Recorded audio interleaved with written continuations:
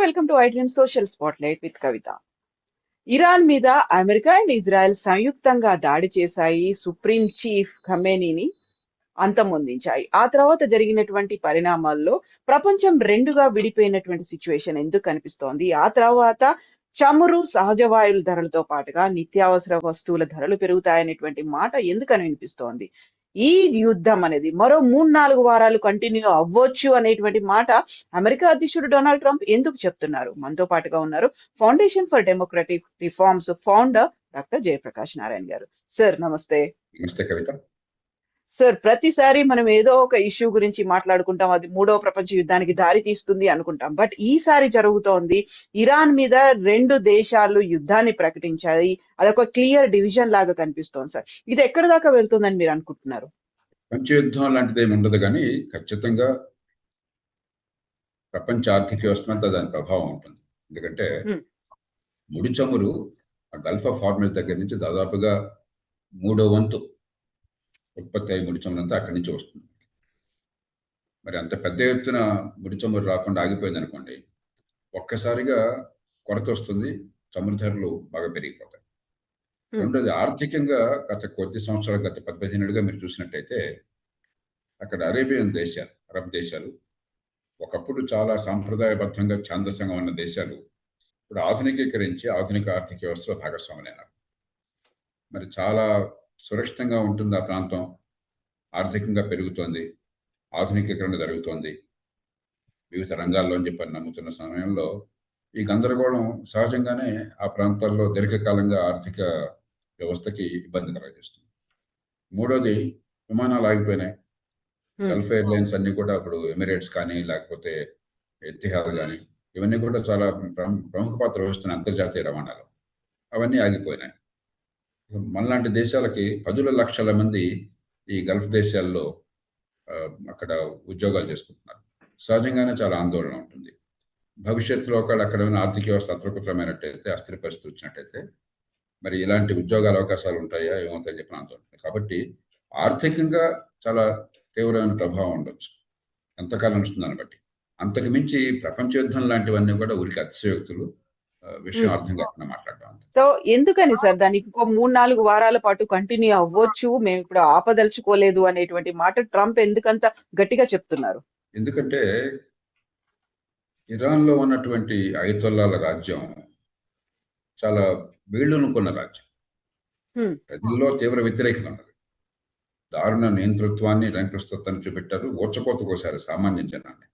ఆడపిల్లలు హిజాబ్ కప్పుకున్నప్పుడు కొద్దిగా జుట్టు కనిపిస్తోందని చెప్పిన అరెస్టులు చేసి చంపటము, దాని ప్రతిఘటన వస్తే వాళ్ళందరినీ జైలులో పెట్టడం, చంపడం చాలా దారుణంగా ప్రవర్తించారు. ఒక 2 నెలల క్రితమే దాదాపు 30,000 మంది దాకా ఓచకోతకు వచ్చారు వాళ్ళ ప్రజల్ని.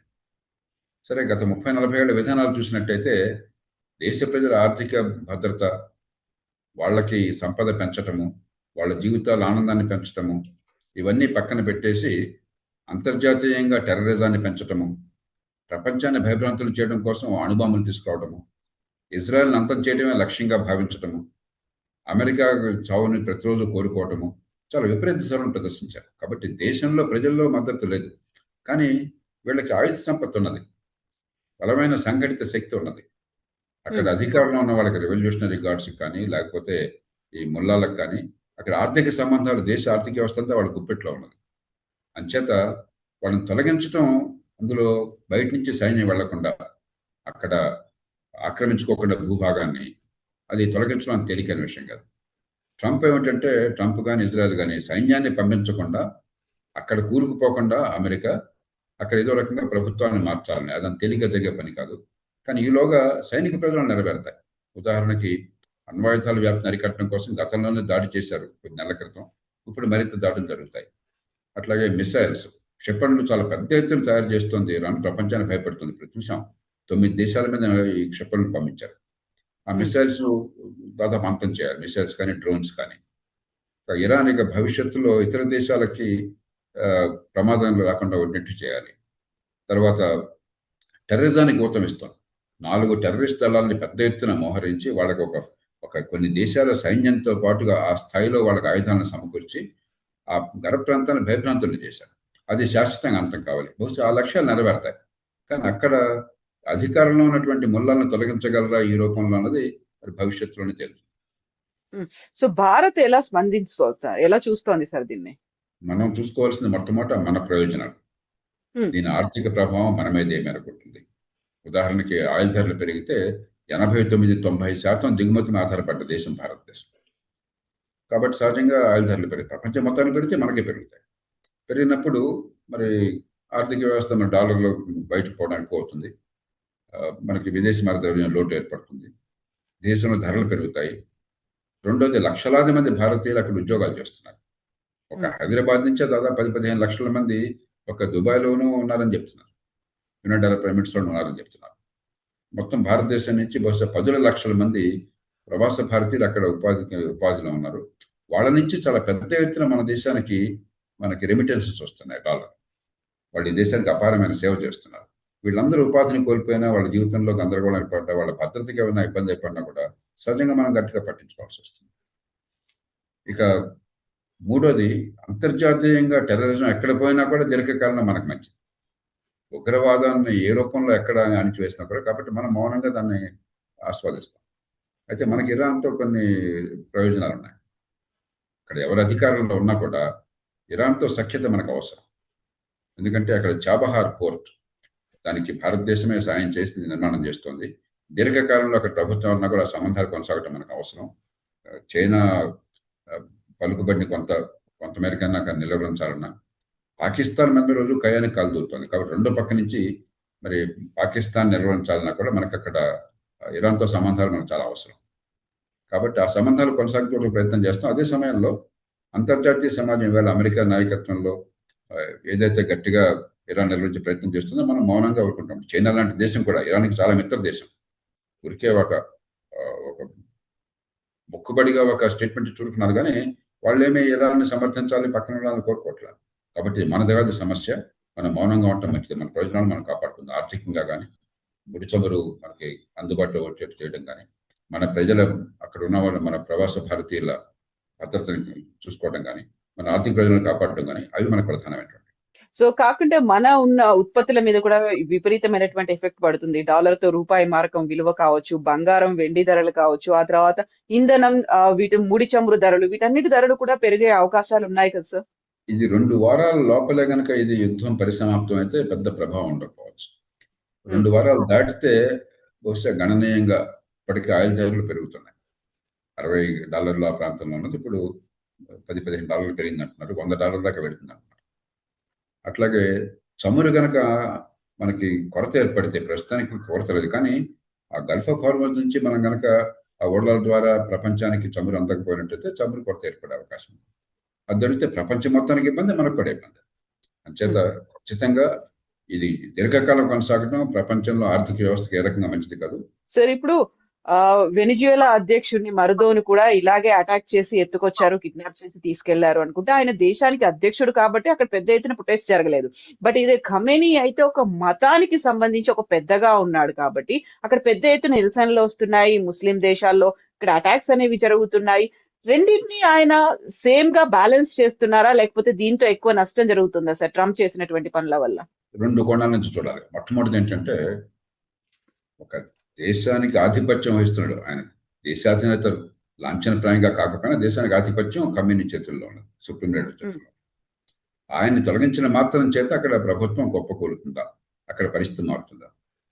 మీరు వెనిజువేలా చూసినట్టయితే మధురోని తీసుకొచ్చేసిన తర్వాత, బలవంతంగా ఎత్తుకొచ్చేసిన తర్వాత ఆ స్థానంలో ఆ ప్రభుత్వానికి చెందిన వాళ్ళు అమెరికాతో ఒప్పందం కుదుర్చుకుని మరి ఏదైతే అమెరికా కోరుతుందో దానికి సిద్ధపడుతున్నారు. ఇరాన్లో ఆ పరిస్థితి లేదు. ఒక మనిషి పోయిన మాత్రం చేత ఆ రెజీమ్, ఆ పాలనా వ్యవస్థ పోల. కాబట్టి ఇరాన్కి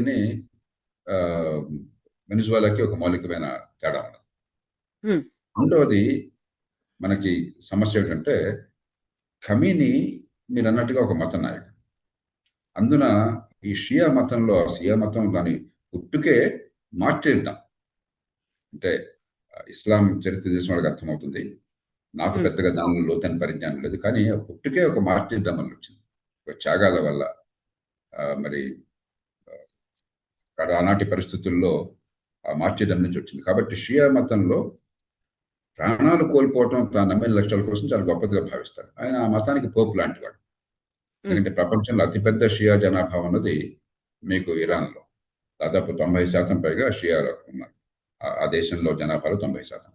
ఆ తర్వాత షియాలు చాలా ఎక్కువగా ఉన్నటువంటి దేశాలు భారతదేశము, పాకిస్తాన్, ఈ 2 కీలకమైన దేశాలు, ఇరాక్లో కూడా షియా మెజారిటీ ఉన్నది. భారత్, పాకిస్తాన్లో గణనీయంగా ఉన్నారు. ఎందుకంటే ఇక్కడ ముస్లింల సంఖ్య చాలా ఎక్కువ ఉంది కాబట్టి పాకిస్తాన్లో బహుశా 2.5 కోట్ల మంది ఉన్నారు, 2 కోట్ల మంది ఉన్నారు. భారతదేశంలో దాదాపు 2 కోట్ల మంది ఉన్నారు. ఇరాక్లో బహుశా 2 కోట్ల మంది ఉన్నారు. కాబట్టి సహజంగానే కొందరు షియాలలో కొంత ప్రతిఘటన వస్తుంది.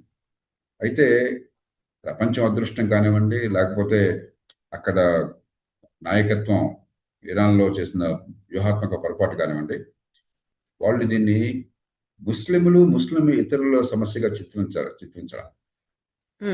ముస్లింల మీద దాడి ప్రారంభించారు. అక్కడ 9 దేశాల మీద, అన్ని అరబ్ దేశాలు ముస్లిం దేశాలు, కానీ సున్నీ ముస్లిమ్స్ వాళ్ళంతా కూడా. వాటిలో ఖటార్ మరి 1-2 దేశాలు, బహ్రెయిన్ మళ్ళీ షియా ముస్లిమ్స్ ఉన్నారు. అయినా కూడా వీటన్నిటి దేశాల మీద కూడా వీళ్ళు దాడులు జరిపారు. అమెరికాకి మిత్ర దేశం అని చెప్పిన, ప్రపంచాన్ని భయభ్రాంతం చేయాలని చెప్పిన చేశారు. దాంతో ఏమైంది, ముస్లిం సమాజంలో అత్యధికులు వ్యతిరేకిస్తున్నారు. అలా కాకుండా ముస్లింలంతా కూడా రోడ్ల మీదకి వచ్చి అరబ్ దేశాల్లో ఇదంతా మతం విషయంగా తీసుకున్నట్లయితే బహుశా ప్రపంచానికి చాలా ఇబ్బంది కలిగేది. ఆ ఇబ్బంది లేకుండా, కానీ ఖచ్చితంగా కొంతమంది షియాలకి కొన్ని చోట్ల మనస్తాపం కలుగుతుంది. శాంతియుతంగా వారి నిరసన చెప్పే హక్కు వారికి ఉన్నది. పాకిస్తాన్లో ఇప్పటికే అమెరికన్ దౌత్య కార్యాలయం మీద దాడి చేసే ప్రయత్నం చేస్తే 9 మంది పాకిస్తాన్ సైనికులు కాల్పుల్లో చంపేశారని చెప్పిన వార్తలు వచ్చాయి. మన దేశంలో ఆ ఇబ్బంది ఉండదు. ఎందుకంటే శాంతియుతమైనటువంటి వారి నిరసనకి మన ప్రభుత్వం అడ్డు చెప్పదు. మనకేమి ఈ మతమా, ఈ మరో మతమా, షియాల సున్నిల మనకు కాలేదు, అందరినీ గౌరవంగా చూస్తామని, కాబట్టి మనకు ఇబ్బంది ఉండదు. వారి భావాలను వారు ప్రకటించుకునేవాడు. బట్ రష్యా, చైనా స్ట్రాటజీ ఏంటి సార్? ఒక స్ట్రాటజిక్ గా వాళ్ళు సైలెంట్ గా ఉన్నారు, ఒక రకంగా దీన్ని వ్యతిరేకిస్తున్నారు అనేది. ఒక బ్రిటన్ కావచ్చు, లేకపోతే అక్కడ ఉన్నటువంటి యూరోపియన్ దేశాలు మాత్రం అనివార్యంగా అమెరికాకు మద్దతు ఇవ్వక తప్పని పరిస్థితి వచ్చింది అనేది ఎలా చూస్తున్నాయి సార్ అసలు ప్రపంచ దేశాలు? ప్రపంచంలో ఏ దేశానికి కూడా అయతుల్లా ఖమీనీ చేసిన చర్యలు కానీ, అక్కడ సాగించిన దమనకాండ కానీ, అంతర్జాతీయంగా టెర్రరిస్ట్ బృందాలను పెంచి ప్రోత్సహించి ఒక సైన్యంలాగా వాళ్ళకి ఆయుధ సంపద సమకూర్చడం కానీ దానికి ఎవ్వరూ అనుకూలంగా లేదు. కేవలం వ్యూహాత్మకంగా అమెరికాతో పోటీ పడుతున్న దేశాలు కాబట్టి, ముఖ్యంగా చైనా, అమెరికా బలహీన పడితే, అమెరికా ఇలాంటి యుద్ధాల్లో కూరుకుపోతే, అమెరికా దృష్టి చైనాతో పోటీ మీద కాకుండా ఇలాంటి వాటి మీద అంటే మనకు బాగుంటుందన్న భావన తప్ప ఇరాన్లో ఉన్న అయతుల్లాల మీద మమకారం వీళ్ళ బరికి లేదు. ఎందుకంటే వాళ్ళు చేసిన చాలా చాలా దారుణమైన, దేశం లోపల కానీ దేశం బయట కానీ. వాళ్ళ దేశ ఆర్థిక వ్యవస్థను పెంచుకుని, దేశంలో ప్రజల సౌకర్యాలు, సంపద పెంచుకుని దేశాన్ని బలోపేతం చేస్తే ప్రపంచంలో గౌరవం ఉండేది. అలా కాకుండా దేశంలోనేమో ప్రజల్ని దమనకాండ, క్రూరంగా అణిచివేయటం, దేశం బయట అందరినీ భయభ్రాంతులు చేయటం, టెర్రరిజం ఉద్యమాన్ని తీసుకొచ్చి. కాబట్టి వ్యూహాత్మకంగా అమెరికాని ఇబ్బంది పెట్టాలని చెప్పని ఇరాన్కి మద్దతు ప్రకటించడం తప్ప అప్పుడప్పుడు వీళ్ళెవ్వరికీ కూడా ఈ ప్రభుత్వం అంటే సానుభూతి లేదు. వీళ్ళు పోతే వాళ్ళు కన్నీళ్లు కార్చేవాళ్ళు కాదు. తర్వాత ఏమవుతుందని చెప్పిన విషయంలో ఎవరి వ్యూహాలు వాళ్ళకుంటాయి. అందుకనే ఏ దేశము కూడా ఇరాన్కి మద్దతుగా మాటలు కొట్టిన సందర్భాల్లో చెప్పచ్చు, అంతకుమించి పెద్దగా దీని గురించి ఏమంటారు. ఇజ్రాయెల్ ఎందుకని సార్ అంత పట్టుబట్టింది, అమెరికాను కూడా ఒప్పించింది, దీని మీద అటాక్ చేయించింది, అది కూడా డే టైంలో, ఎవరు ఎక్స్పెక్ట్ చేయనట్టుగా నైట్ టైంలో కాకుండా అంత టార్గెటెడ్ గా ఎలా చేయగలిగారు సార్? 1979లో అప్పుడు షా దిగిపోవాల్సి వచ్చింది. ఒక విప్లవం వచ్చింది, ఇరానియన్ రెవల్యూషన్ అంటారు. ఎట్లా వచ్చింది? షా అహ్మద్ రేజా పల్లవి, ఆ చక్రవర్తి ఆధునికీకరణ చేస్తున్నాడు. వేగంగా మౌలిక సదుపాయాలు పెంచడం, మతమౌఢ్యం నుంచి సమాజాన్ని బయటికి తీసుకురావడం, ఆర్థిక ప్రగతికి బాటలు వేయటం, టెక్నాలజీని తీసుకురావడం. సరే, ఒక నియంతృత్వం ఉన్నది, అట్లాగే రాచరికం ఉంది. రాచరికం, నియంతృత్వం ఉన్నప్పుడు సహజంగానే తప్పులు జరుగుతాయి. అవేం లేకుండా ప్రజాస్వామ్యంలో చాలా తప్పులు జరుగుతున్నాయి, అవినీతి కానీ మరొకటి కానీ. కానీ ఆధునికీకరణ చేస్తున్నారు. సమాజంలో ఎప్పుడైనా ఆధునికీకరణ జరిగినప్పుడు కొంత వ్యతిరేకత వస్తుంది. మన దేశంలో కూడా మీకు గుర్తుండే ఉంటుంది, 1991 వచ్చినప్పుడు చాలా వామపక్షవాదులు వాళ్ళంతా కూడా ప్రపంచం అంతా మునిగిపోతుంది, మన దేశం అంతా వలస దేశం అయిపోతుంది, మరి ఈ దేశంలో పేదలందరికీ అన్యాయం జరిగిపోతుంది చెప్పి చాలా ఉద్యమాలు చేశారు, చాలా వ్యతిరేకం చేశారు. అవన్నీ వాస్తవం కాదని తేలిన తర్వాత, కానీ ఆనాడు పివి నరసింహరావు గారు చాలా సౌమ్యంగా వ్యవహరించి, ఏం లేదయ్యా ఉన్నది కొనసాగిస్తున్నాం అంతే అని చెప్పని, అలాగే ఆ తర్వాత వాజ్పేయి గారు, వీళ్ళు కన్సెన్సస్ ఏకాభిప్రాయ సాధన కోసం ప్రయత్నం చేసి ఊరికే విపరీతంగా ఆ, స్పందించకుండా ప్రజల్లో సామరస్యాన్ని తీసుకొచ్చారు. అక్కడ ఏమైంది? ఇరాన్లో ఆనాడు మీకు ప్రజల్లో నిరసన వస్తే దాన్ని సొమ్ము చేసుకునేటువంటి ఒక మామూలు ప్రతిపక్షం కరువైంది అక్కడ. హ్మ్. అక్కడ మనం అనుకున్న ప్రజాస్వామ్యం కాకపోయినా ఓటింగు, ఎన్నికల ద్వారా పార్లమెంట్ మజ్లిస్ అంటారు, అది ఉన్నది.